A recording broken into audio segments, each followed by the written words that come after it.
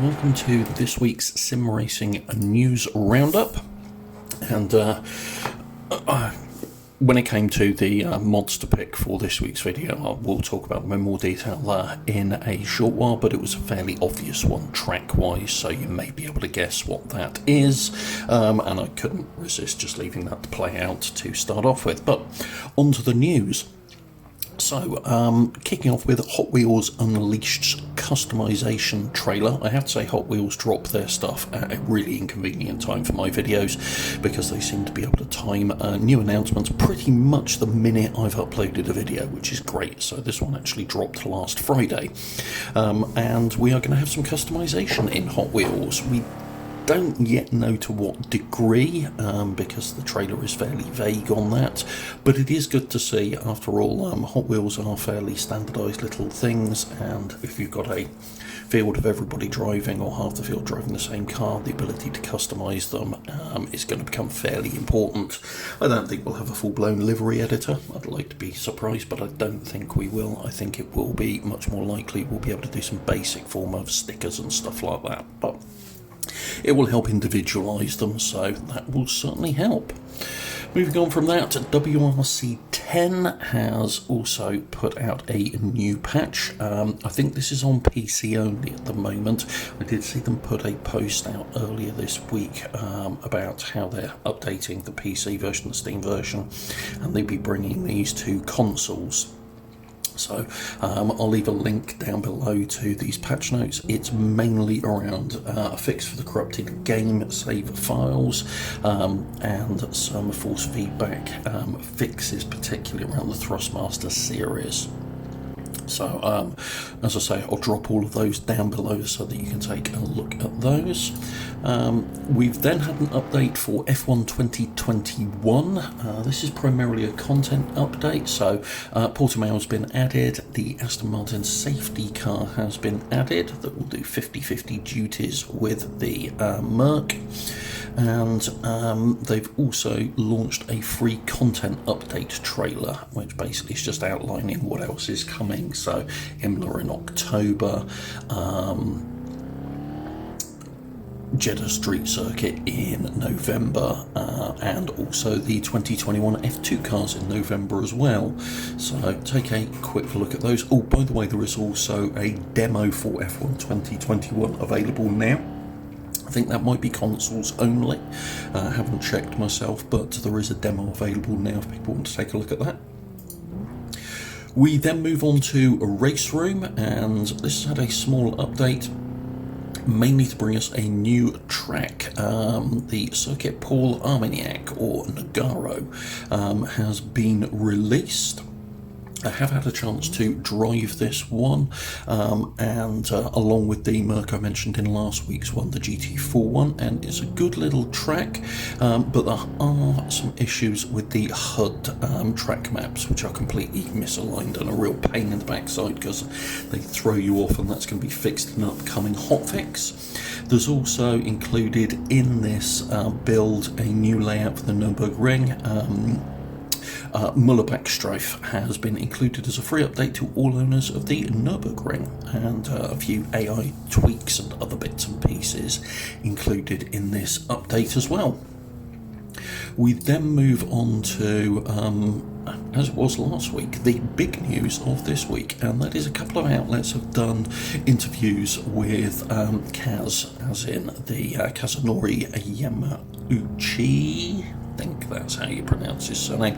I'm just going to call him Kaz, it's much easier. Nice bloke, met him once. I've done interviews with him around Gran Turismo 7, and we now know a little bit more, so I will link to both of the interviews that I'm currently aware of, which is GT Planet and Eurogamer, so I'll drop links to those down below, so you can go and have a good look at them. The main summary around this is one that's causing quite a bit of controversy and people aren't happy about it, and that is online functionality and the fact that you do need to be online to play pretty much everything within Gran Turismo Sport. I think the only thing that's mentioned so far that doesn't require an online connection is arcade mode. This is basically being touted as you need an online connection because all saves are online, and this is to stop people hacking saves and cheating.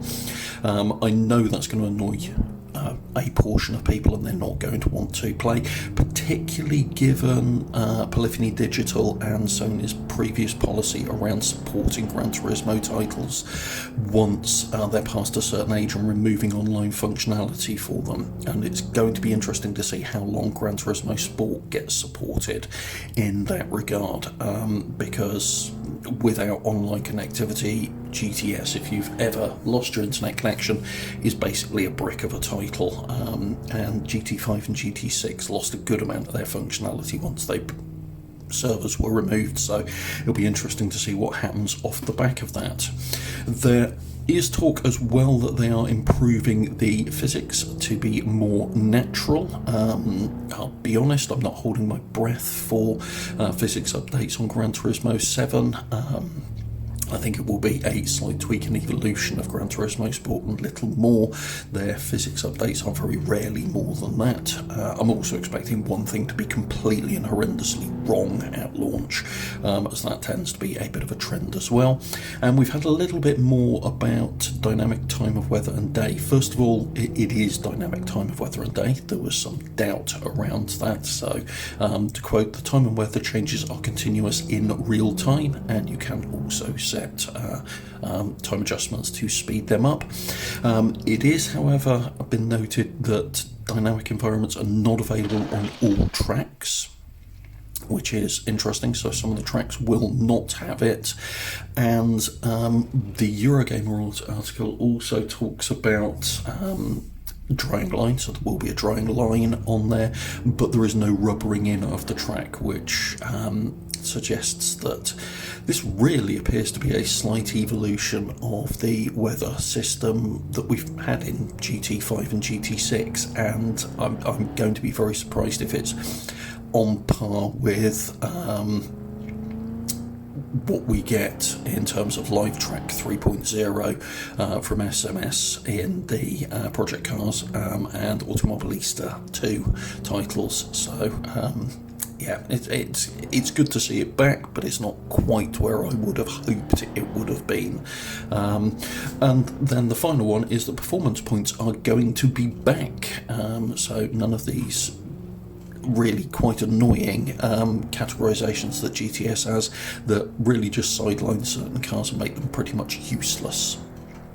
And there's a lot more to read in both of those articles, so as I say, I'll link to those down below. So then we have the track and a car. Now, the car is one that I featured before. It's an Alfa Romeo Montreal. It's a great model and a really nice car to drive, and it's been out for quite a while.